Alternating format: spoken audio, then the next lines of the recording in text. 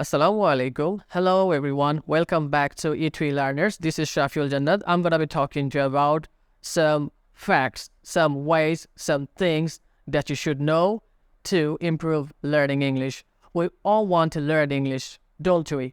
You'll have to start practicing English right away. As you are on your English learning journey, you'll have to think that this learning is going to help you in a variety of ways. So, try to make the best use of your opportunity to learn as much as possible. So, the first thing that I'd like to share with you is not to worry about making mistakes. And we always get nervous when we're trying to deliver all of our speeches to others. We just think that the other people are going to judge us. They are going to find mistakes in our speaking. So, this is not the right way to think in English. You will have to deliver your message and just focus on the particular thing that you're going to deliver what you have inside. You don't have to think about grammatical errors, grammatical mistakes, and the things to interpret inside your mind and to be able to speak perfectly. Just think about expressing your feelings and ideas. You are just exchanging your thoughts and ideas in English. That is going to be the most important thing that you can do to start practicing English and to start speaking as well.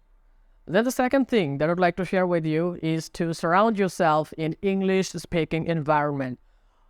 Sometimes it may happen that you do not get that environment which is required to speak English with others, but the fact is that you can make your own environment by yourself.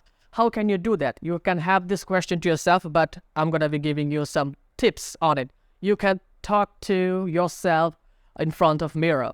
You're going to ask a question to yourself, you're going to reply to that question, and you are going to think about a variety of things that you can see in front of yourself. And sometimes to ponder on the things and thoughts and ideas in English is going to help you to make conversation with yourself as well. So you are giving yourself the environment which is required. But the fact is that there are also a lot of ways to make friends online and to exchange your thoughts and ideas with them. You can surround yourself of that particular environment, and you are going to get motivated to learn a lot of things from a lot of people. So this is really important for you to surround yourself in an English environment. Then the most important thing, this is to practice. Practice every day. And there is no denying the fact that without practicing, you're not going to get anything. You'll have to try to practice as much as possible because practice makes a man perfect. We all know that. So how can you start practicing? You can set a daily routine to practice English for 2 to 4 hours, and sometimes you can take a lot of hours if you have spare time, and just think of it as a language. Do not go through all academic styles and try to follow the grammatical rules and a lot of things related with it. Just think about it in a way that you are going to learn a lot of things from a lot of sources. Just get involved into a lot of sources where there are English, and you are going to extract information from internet, from movies, from documentaries, from video lectures, a lot of things. So that's how you can start practicing. And there is another way to practice. You can write down the vocabularies, you can write down the sentences, the easy sentences, and expressing yourself with that particular sentences and applying it in regular conversation. I have already told you what to do if you do not have a friend to share, but it is fantastic if you have a friend with similar interest. But if you do not have a friend, then try speaking to yourself, because sometimes we think about a lot of things and these thinkings are nothing but languages. So as you are about to express your thoughts and ideas through a language, why not thinking in English? You'll have to try to think in English as well. So this is another way of practicing. So we know the importance of reading cannot be exaggerated in this present situation of the world. If you want to know a variety of things from a newspaper or a lot of documents out there, definitely you can search for a lot of information through blog spots and websites out there on internet. And you can also read a lot of books, higher academic books. Everything is written in English. So that's why you'll have to make a habit of reading a lot. That's how you can improve understanding the context, the situation, the way of extracting information is going to be developed as well by reading a lot of books out there. You can also extract information from the internet, and there are a lot of articles, papers, research papers, and so many things written in papers as well. That's why you will have to get used to read a lot from newspapers, from that type of research papers as well. And the books of the higher studies, yeah, you know, the importance of reading books cannot be exaggerated in this present situation of the world. So you will have to make the habit of reading a lot of books if you get time, all right? Then the importance of writing is beyond description. You know, when we write down our thoughts and ideas, we can make ourselves think a lot of things which are interrelated to each other, and we can be able to express more through practicing this particular skill. Write as much as possible. You can note down your daily activities and write English as much as possible. You can sometimes make stories.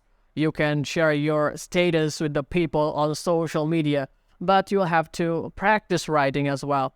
So the more you write, the more you are able to learn English well.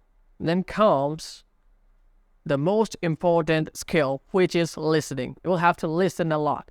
When you are listening a lot of things, you are putting a lot of information inside your head, and your brain is going to process all the information in its own way. So you are also going to express, you are going to ponder on the things which are unknown to you, and somehow you will be able to speak that thought that you have already prepared and processed in your mind. So when you are able to speak out of your mind, then you are able to express in that particular language, and the purpose of learning a language is fulfilled. So you'll have to try to speak as well, because you have tried reading, you have tried writing, you have tried listening a lot. You are still doing these things, but you are not interested to speak in that particular language, then this is not going to develop. So what you will have to do is to try to speak what you have inside. You will have to be able to visualize and to process it in a language and try to express it. If it is not possible, then you will have to give a trick to your brain. Like, you'll have to think that there is no language over there in your head. You do not know anything. So if you think of it in this way for a certain time when you're trying to express and deliver all of your speeches to others, then the only way to deal with it is to use just one common language, which is English. So as there are no ways to exchange your thoughts and ideas, you'll have to go through it.